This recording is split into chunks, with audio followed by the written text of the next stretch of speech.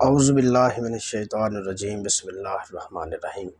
सबसे पहले आका अलैहिस्सलातु वस्सलाम की ज़ात अक़दस पर दरूद व सलाम के नज़राने पेश करते हैं। अस्सलातु वस्सलामु अलैका या सय्यदी या रसूलल्लाह व अला आलिका व अस्हाबिका या हबीबल्लाह। अस्सलातु वस्सलामु अलैका या सय्यदी या नूरल्लाह व अला आलिका व अस्हाबिका या रहमतल लिल आलमीन। मेरा नाम है जी डॉक्टर उस्मान इलियास और मैं अपने यूट्यूब चैनल पर आप सबको खुशामदीद कहता हूँ। सबसे पहले तो जिन दोस्तों ने, जिन भाइयों ने मेरा चैनल सब्सक्राइब नहीं किया, उनसे मैं रिक्वेस्ट करूंगा कि वो मेरा चैनल सब्सक्राइब करें और बेल आइकन के बटन को ज़रूर प्रेस करें ताकि मेरी हर नई आने वाली वीडियो अब तक सबसे पहले पहुंच सके। तो आज मैं अपने लेक्चर में ये बताऊंगा कि कुछ लोग ये सवाल करते हैं कि डॉक्टर साहब, जो पसल्स के पेशेंट हैं उनके परहेज़ क्या हैं, उन्होंने कौन सी चीज़ें खानी और कौन सी नहीं खानी। आज मैं अपने लेक्चर में वो परहेज़ बताऊंगा और वो चीज़ें बताऊंगा जो आपने इस्तेमाल करनी है।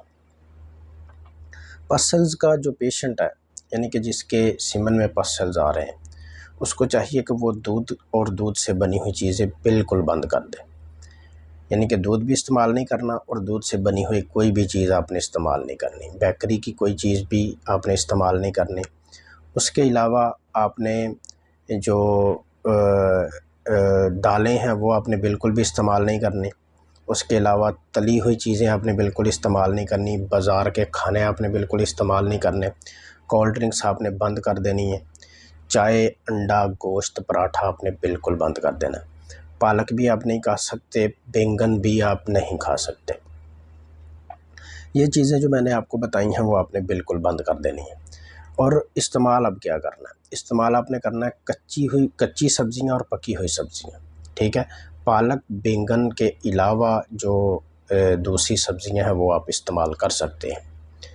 तो कच्ची सब्ज़ियाँ, पकी हुई सब्ज़ियाँ, इसके साथ फ्रूट आपने जो आपको पसंद है वो आपने फ़्रूट इस्तेमाल करना है। मैं तो आपको मशवरा दूंगा कि केला जो है ज़्यादा से ज़्यादा इस्तेमाल किया जाए।